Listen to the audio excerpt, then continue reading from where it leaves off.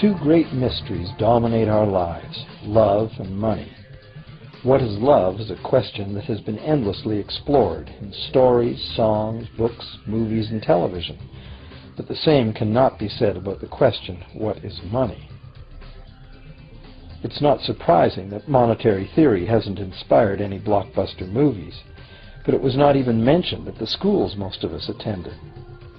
For most of us, the question, where does money come from, brings to mind a picture of the mint printing bills and stamping coins. Money, most of us believe, is created by the government. It's true, but only to a point. Those metal and paper symbols of value we usually think of as money are indeed produced by an agency of the federal government called the Mint. But the vast majority of money is not created by the Mint. It is created in huge amounts every day by private corporations known as banks. Most of us believe that banks lend out money that has been entrusted to them by depositors. Easy to picture, but not the truth. In fact, banks create the money they loan, not from the bank's own earnings, not from the money deposited, but directly from the borrower's promise to repay. The borrower's signature on the loan papers is an obligation to pay the bank the amount of the loan plus interest, or lose the house, the car, whatever asset was pledged as collateral. That's a big commitment from the borrower. What does the same signature require of the bank? The bank gets to conjure into existence the amount of the loan and just write it into the borrower's account. Sound far-fetched? Surely that can't be true. But it is.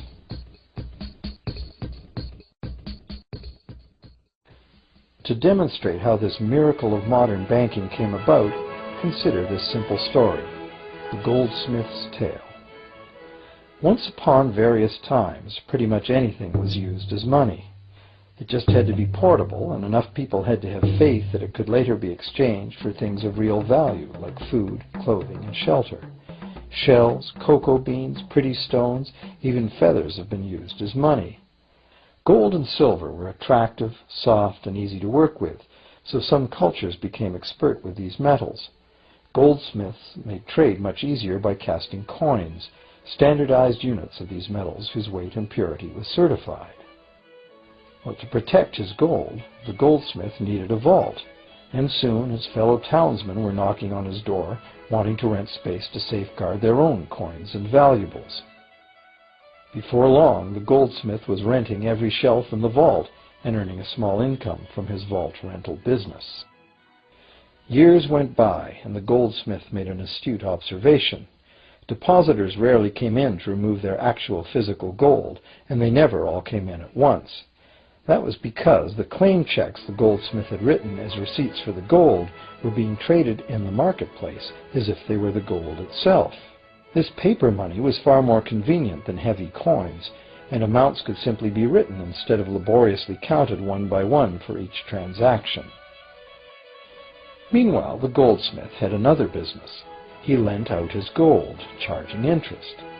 When his convenient claim check money came into acceptance, borrowers began asking for their loans in the form of these claim checks instead of the actual metal. As industry expanded, more and more people asked the goldsmith for loans. This gave the goldsmith an even better idea. He knew that very few of his depositors ever removed their actual gold, so the goldsmith figured he could easily get away with lending out claim checks against his depositors' gold, in addition to his own. As long as the loans were repaid, his depositors would be none the wiser and no worse off. And the goldsmith, now more banker than artisan, would make a far greater profit than he could by lending only his own gold. For years, the goldsmith secretly enjoyed a good income from the interest earned on everybody else's deposits. Now a prominent lender, he grew steadily richer than his fellow townsmen, and he flaunted it. Suspicions grew that he was spending his depositors' money. His depositors got together and threatened withdrawal of their gold if the goldsmith didn't come clean about his newfound wealth. Contrary to what one might expect, this did not turn out to be a disaster for the goldsmith. Despite the duplicity inherent in his scheme, his idea did work. The depositors had not lost anything. Their gold was all safe in the goldsmith's vault. Well, rather than taking back their gold, the depositors demanded that the goldsmith, now their banker, cut them in by paying them a share of the interest. And that was the beginning of banking. The banker paid a low interest rate on deposits of other people's money that he then loaned out at a higher interest. The difference covered the bank's cost of operation and its profit. The logic of this system was simple, and it seemed like a reasonable way to satisfy the demand for credit. However, this is not the way banking works today. Our goldsmith banker was not content with the income remaining after sharing the interest earnings with his depositors, and the demand for credit was growing fast as Europeans spread out across the world. But his loans were limited by the amount of gold his depositors had in his vault. That's when he got an even bolder idea. Since no one but himself knew what was actually in his vaults, he could lend out claim checks on gold that wasn't even there. As long as all the claim check holders didn't come to the vault at the same time and demand real gold, how would anyone find out? This new scheme worked very well, and the banker became enormously wealthy on the interest paid on gold that did not exist. The idea that the banker would just create money out of nothing was too outrageous to believe, so for a long time the thought did not occur to people. But the power to just invent money went to the banker's head, as you can well imagine. In time, the magnitude of the banker's loans and his ostentatious wealth did trigger suspicions once again. Some borrowers started to demand real gold instead of paper representations. Rumors spread. Suddenly, several wealthy depositors showed up to remove their gold. The game was up. A sea of claim check holders flooded the street outside the closed doors of the bank. Alas, the banker did not have enough gold and silver to redeem all the paper he had put into their hands. This is called a run on the bank, and it is what every banker dreads. This phenomenon of a run on the bank ruined individual banks and, not surprisingly, damaged public confidence in all bankers. It would have been straightforward to outlaw the practice of creating money from nothing. But the large volumes of credit the bankers were offering had become essential to the success of European commercial expansion. So instead, the practice was legalized and regulated. Bankers agreed to abide by limits on the amount of fictional loan money that could be lent out. The limit would still be a number much larger than the actual value of gold and silver in the vault. Quite often the ratio was 9 fictional dollars to 1 actual dollar in gold. These regulations were enforced by surprise inspections. It was also arranged that, in the event of a run, central banks would support local banks with emergency infusions of gold. Only if there were runs on a lot of banks simultaneously would the banker's credit bubble burst and the system come crashing down.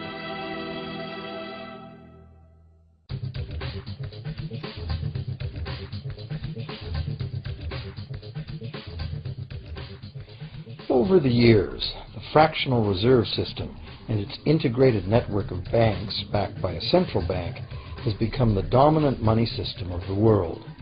At the same time, the fraction of gold backing the debt money has steadily shrunk to nothing.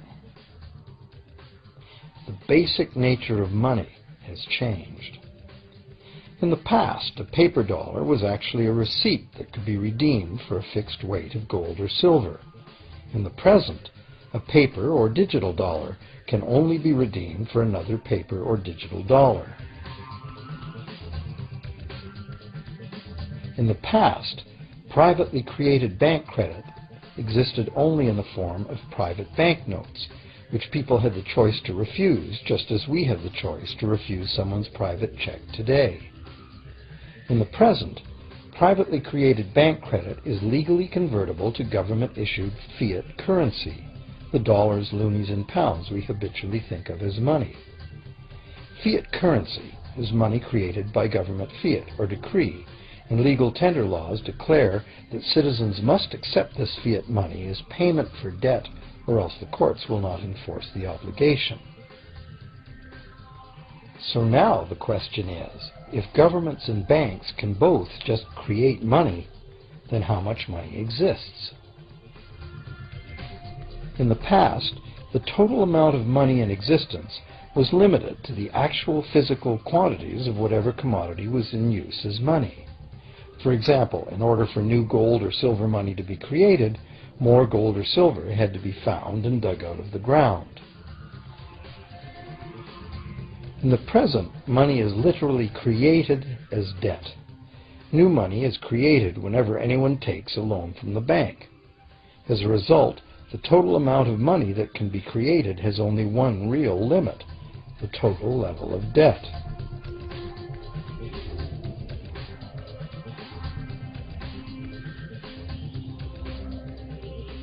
Governments place an additional statutory limit on the creation of new money by enforcing rules known as fractional reserve requirements. Essentially arbitrary, fractional reserve requirements vary from country to country and from time to time. In the past, it was common to require banks to have at least $1 worth of real gold in the vault to back $10 worth of debt money created. Today, reserve requirement ratios no longer apply to the ratio of new money to gold on deposit, but merely to the ratio of new debt money to existing debt money on deposit in the bank. Today, a bank's reserves consist of two things: the amount of government-issued cash or equivalent that the bank has deposited with the central bank, plus the amount of already existing debt money the bank has on deposit. To illustrate this in a simple way, let's imagine that a new bank has just started up and has no depositors yet. However, the bank's investors have made a reserve deposit of $1,111.12 of existing cash money at the central bank. The required reserve ratio is 9-to-1. Step 1. The doors open and the new bank welcomes its first loan customer. He needs $10,000 to buy a car. At the 9-to-1 reserve ratio, the new bank's reserve at the central bank, also known as high-powered money, allows it to legally conjure into existence 9 times that amount, or $10,000, on the basis of the borrower's pledge of debt. This $10,000 is not taken from anywhere. It's brand new money simply typed into the borrower's account as bank credit. The borrower then writes a check on that bank credit to buy the used car. Step 2. The seller then deposits this newly created $10,000 at her bank. Unlike the high-powered government money deposited at the central bank, this newly created credit money cannot be multiplied by the reserve ratio. Instead, it's divided by the reserve ratio. At a ratio of 9-to-1, a new loan of $9,000 can be created on the basis of the $10,000 deposit. Step 3. If that $9,000 is then deposited by a third party at the same bank that created it or at a different one, it becomes the legal basis for a third issue of bank credit, this time for the amount of $8,100. Like one of those Russian dolls, where each layer contains a slightly smaller doll inside, each new deposit contains the potential for a slightly smaller loan in an infinitely decreasing series. Now, if the loan money created is not deposited at the bank, the process stops. That's the unpredictable part of the money creation mechanism.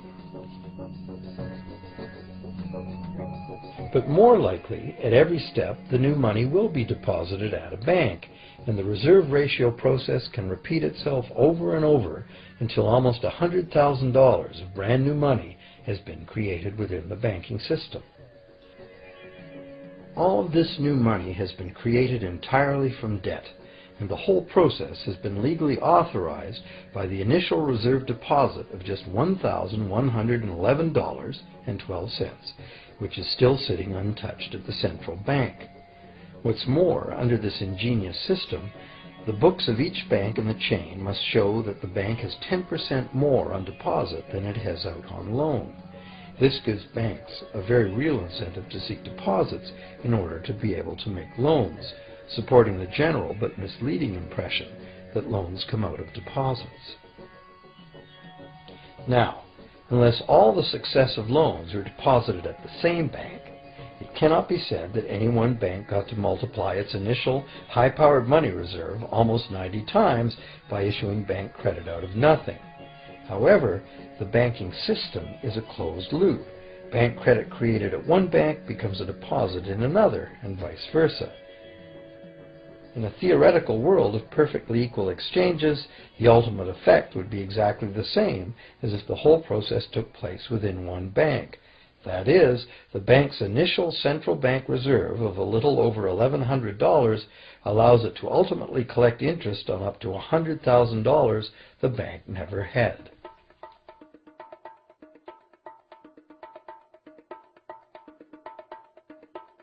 If that sounds ridiculous, try this. In recent decades, as a result of steady lobbying by the banks, the requirements to make a reserve deposit at the nation's central bank have all but disappeared in some countries, and actual reserve ratios can be much higher than 9-to-1. For some types of accounts, 20-to-1 and 30-to-1 ratios are common.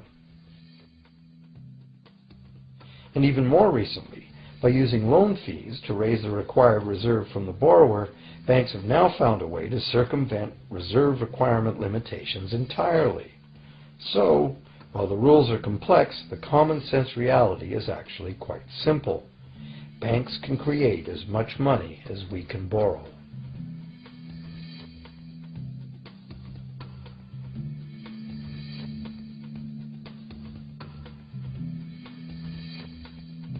Despite the endlessly presented mint footage, government-created money typically accounts for less than 5% of the money in circulation.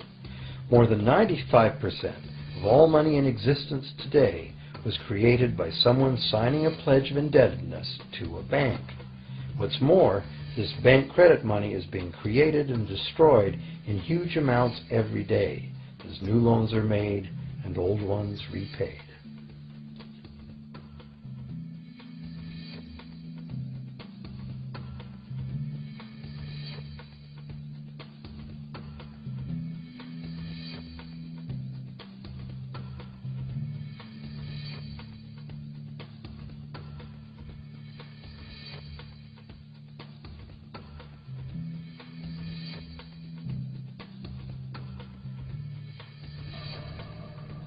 Banks can only practice this money system with the active cooperation of government. First, governments pass legal tender laws to make us use the national fiat currency. Secondly, governments allow private bank credit to be paid out in this government currency. Thirdly, government courts enforce debts. And lastly, governments pass regulations to protect the money system's functionality and credibility with the public, while doing nothing to inform the public about where money really comes from. The simple truth is that when we sign on the dotted line for a so-called loan or mortgage, our signed pledge of payment, backed by the assets we pledge to forfeit should we fail to pay, is the only thing of real value involved in the transaction. To anyone who believes we will honor our pledge, that loan agreement or mortgage is now a portable, exchangeable, and saleable piece of paper. It's an IOU. It represents value and is therefore a form of money. This money the borrower exchanges for the bank's so-called loan. Now, a loan in the real world means that the lender must have something to lend. If you need a hammer, my loaning you a promise to provide a hammer I don't have won't be of much help. But in the artificial world of money, a bank's promise to pay money it doesn't have is allowed to be passed off as money, and we accept it as such.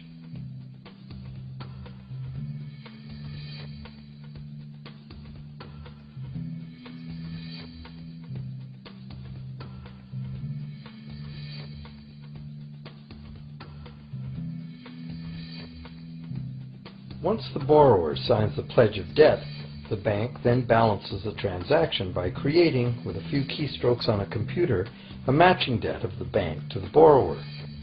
From the borrower's point of view, this becomes loan money in his or her account, and because the government allows this debt of the bank to the borrower to be converted to government fiat currency, everyone has to accept it as money. Again, the basic truth is very simple. Without the document the borrower signed, the banker would have nothing to lend. Have you ever wondered how everyone, governments, corporations, small businesses, families, can all be in debt at the same time and for such astronomical amounts? Have you ever questioned how there can be that much money out there to lend? Now you know. There isn't. Banks do not lend money. They simply create it from debt. And as debt is potentially unlimited, so is the supply of money. And as it turns out, the opposite situation is also true. Isn't it astounding that despite the incredible wealth of resources, innovation, and productivity that surrounds us, almost all of us, from governments to companies to individuals, are heavily in debt to bankers? If only people would stop and think, how can that be? How can it be that the people who actually produce all the real wealth in the world are in debt to those who merely lend out the money that represents the wealth? Even more amazing is that once we realize that money really is debt, we realize that if there was no debt, there'd be no money.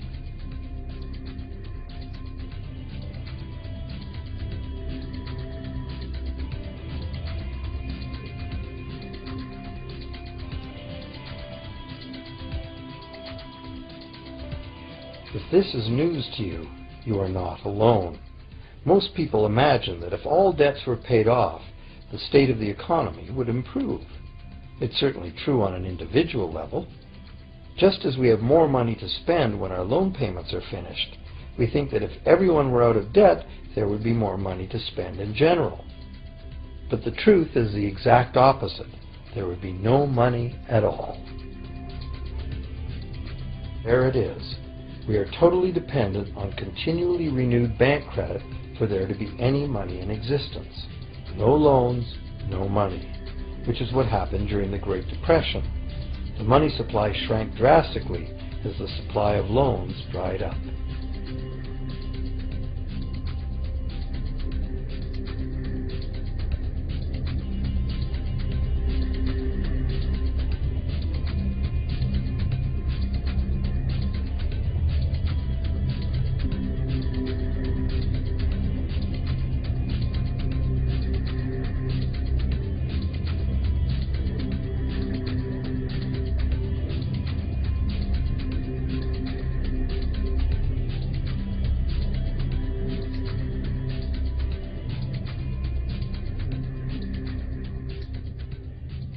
And that's not all. Banks create only the amount of the principal. They don't create the money to pay the interest. Where is that supposed to come from? The only place borrowers can go to obtain the money to pay interest is the general economy's overall money supply. But almost all that overall money supply has been created exactly the same way, as bank credit that has to be paid back with more than was created. So everywhere there are other borrowers in the same situation, frantically trying to obtain the money they need to pay back both principal and interest from a total money pool which contains only principal. It is clearly impossible for everyone to pay back the principal plus interest because the interest money doesn't exist. This can even be expressed by a simple mathematical formula. The big problem here is that for long-term loans, such as mortgages and government debt, the total interest far exceeds the principal. So unless a lot of extra money is created to pay the interest, it means a very high proportion of foreclosures and a non-functioning economy. To maintain a functional society, the rate of foreclosure needs to be low. And so, to accomplish this, more and more new debt money has to be created to satisfy today's demands for money to service the previous debt. But of course, this just makes the total debt bigger, and that means more interest must ultimately be paid, resulting in an ever-escalating and inescapable spiral of mounting indebtedness.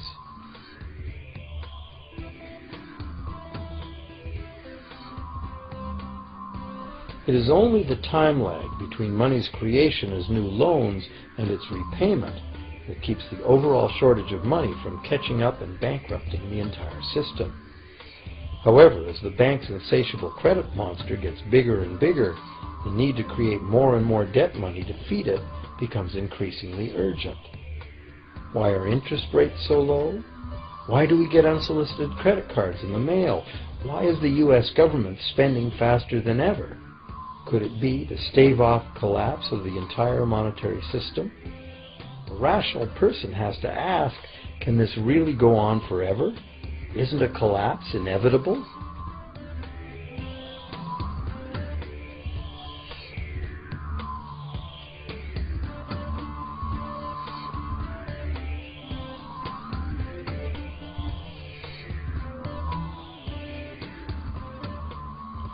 Money facilitates production and trade. As the money supply increases, money just becomes increasingly worthless unless the volume of production and trade in the real world grows by the same amount. Add to this the realization that when we hear that the economy is growing at 3% per year, it sounds like a constant rate, but it's not. This year's 3% represents more real goods and services than last year's 3% because it's 3% of the new total. Instead of a straight line, as is naturally visualized from the words, it is really an exponential curve getting steeper and steeper. The problem, of course, is that perpetual growth of the real economy requires perpetually escalating use of real-world resources and energy. More and more stuff has to go from natural resource to garbage every year, forever, just to keep this system from collapsing.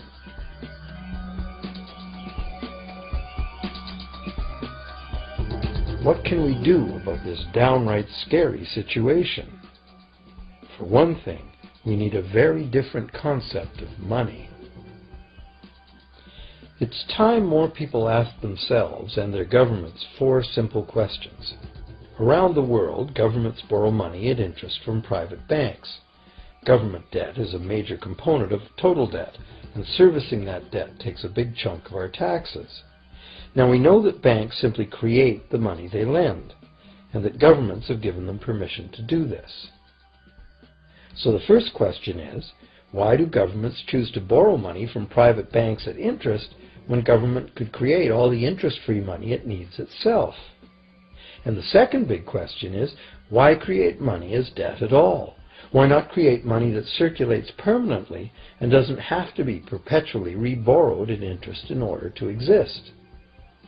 The third question, how can a money system that can only function with perpetually accelerating growth be used to build a sustainable economy? Isn't it logical that perpetually accelerating growth and sustainability are incompatible?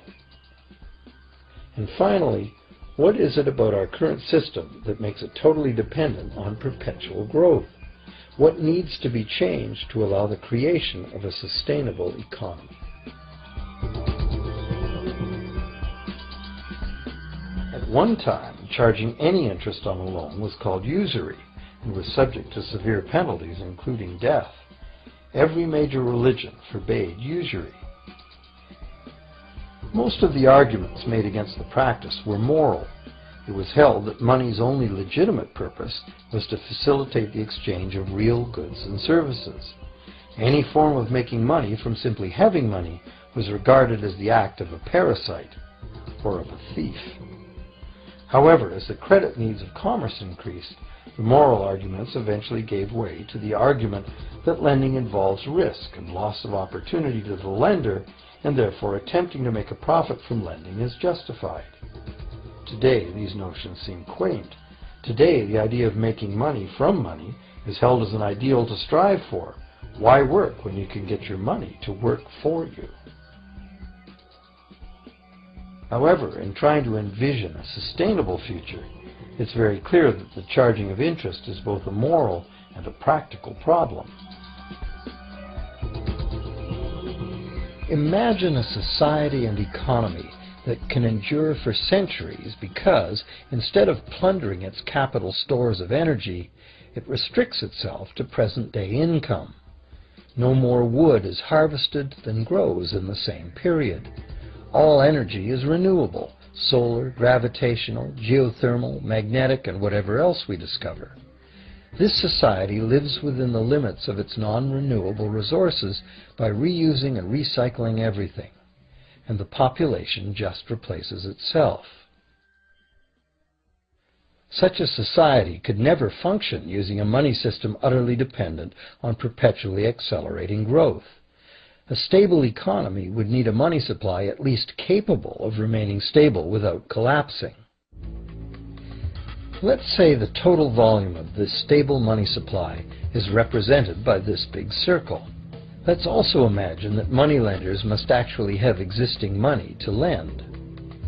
If some people within this money supply begin systematically lending money at interest, their share of the money supply will grow.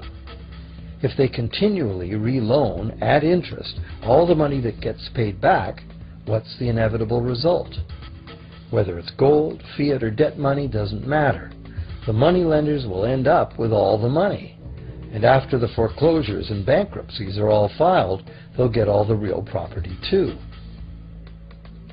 Only if the proceeds of lending at interest were evenly distributed among the population would this central problem be solved.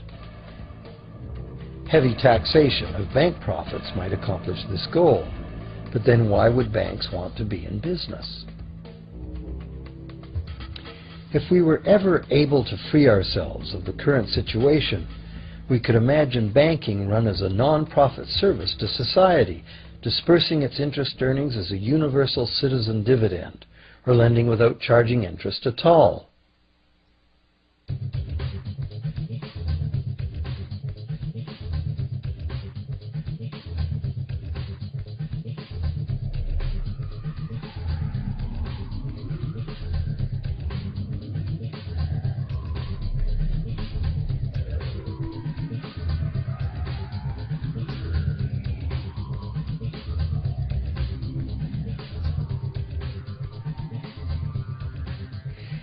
If it is the fundamental nature of the system that causes the problems, tinkering with the system cannot ever solve those problems. The system itself must be replaced. Many monetary critics call for a return to gold-based money, claiming that gold has a long history of reliability. They ignore the many scams that can be played with gold, shaving coins, debasing the metal, cornering the market, all of which were abundantly practiced in ancient Rome and contributed to its fall. Some advocate silver as being more abundant than gold and therefore more difficult to corner. Many question the need to bring back precious metals at all. No one wants to go back to carrying heavy sacks of coins to go shopping. It's a certainty that paper, digital, plastic, or more likely biometric ID money would be the real medium of trade, with the same potential for creating unlimited debt money we have now. Beyond that, if gold again became the sole legal basis of money, those who have no gold would suddenly have no money. Other monetary reform advocates have concluded that greed and dishonesty are the main problems, and that there may be better ways to create an honest and equitable money system than returning to silver or gold. Inventive minds have proposed a variety of alternate ways to create money. Many private barter systems create money as debt, much as banks do, but it is done openly and without charging interest. An example is a barter system in which debt is expressed as pledges of hours of work, all work being valued equally at a dollar figure that then allows hours to be equated with the dollar price of goods. This kind of money system can be set up by anyone who can devise a way to do the accounting and find willing and trustworthy participants. Setting up a local barter money system, even if it were little used now, would be prudent emergency planning for any community. Monetary reform, like electoral reform, is a big topic, and one that requires a willingness to change and to think outside the box. Monetary reform, again, like electoral reform, will not come easily, because the enormously powerful interests that benefit from the existing system will do their utmost to maintain their advantage. Now that we've seen that money is just an idea, and that in reality money can be whatever we make it, here's one very simple alternative monetary concept to consider. This model is based on systems that have worked in the past, in England and America, systems that were undermined and destroyed by the goldsmith bankers and their fractional reserve system.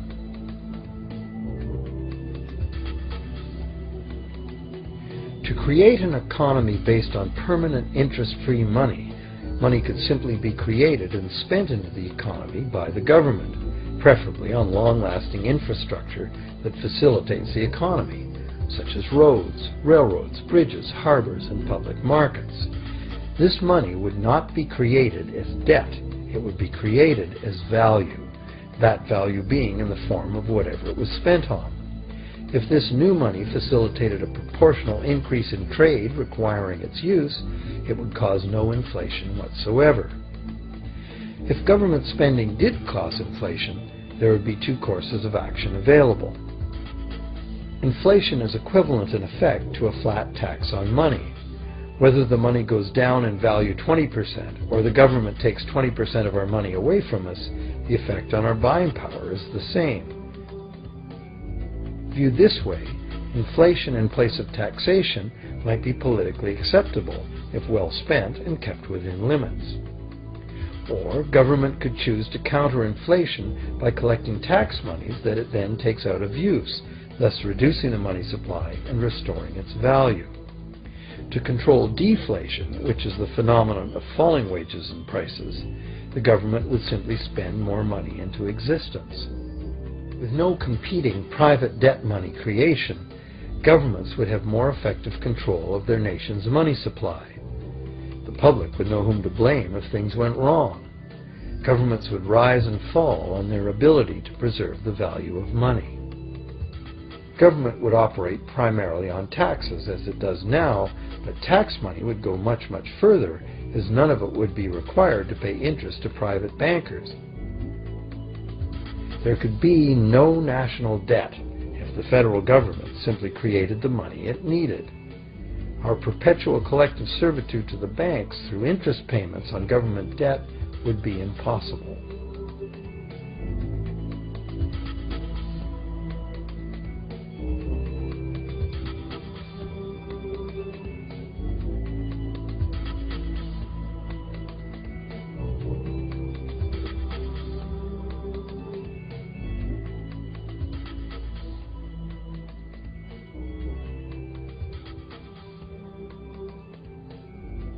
What we have been taught to believe as democracy and freedom has become in reality an ingenious and invisible form of economic dictatorship. As long as our entire society remains utterly dependent on bank credit for its supply of money, bankers will be in the position to make the decisions on who gets the money they need and who doesn't.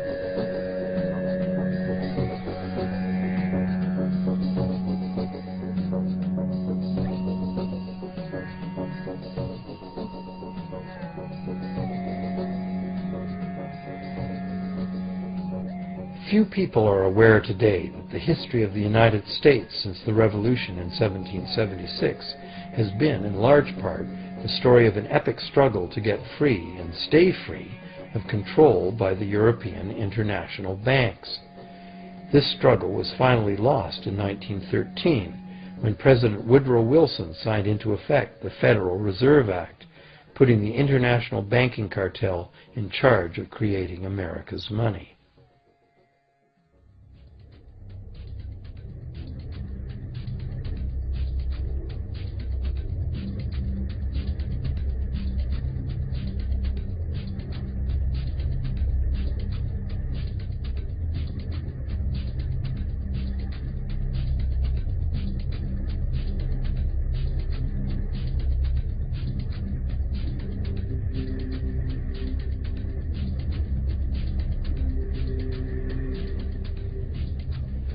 The power of this system is deeply ingrained. So is the educational and media silence on the subject. Years ago, a Canadian Deputy Prime Minister surveyed scores of non-economists, both highly educated professionals and common-sense people on the street, and found that not one of them had an accurate understanding of how money is created. In fact, it's probably safe to say that most people, including the frontline employees of banks, have never given the matter a moment's thought. Have you?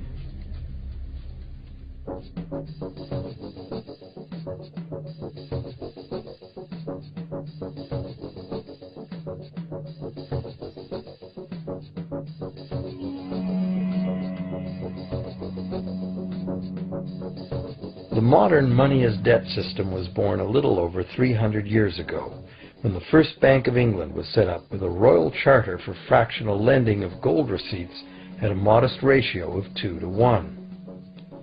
That modest ratio was just the proverbial foot in the door. The system is now worldwide, creates virtually unlimited amounts of money out of thin air, and has almost everyone on the planet chained to a perpetually growing debt that can never be paid off.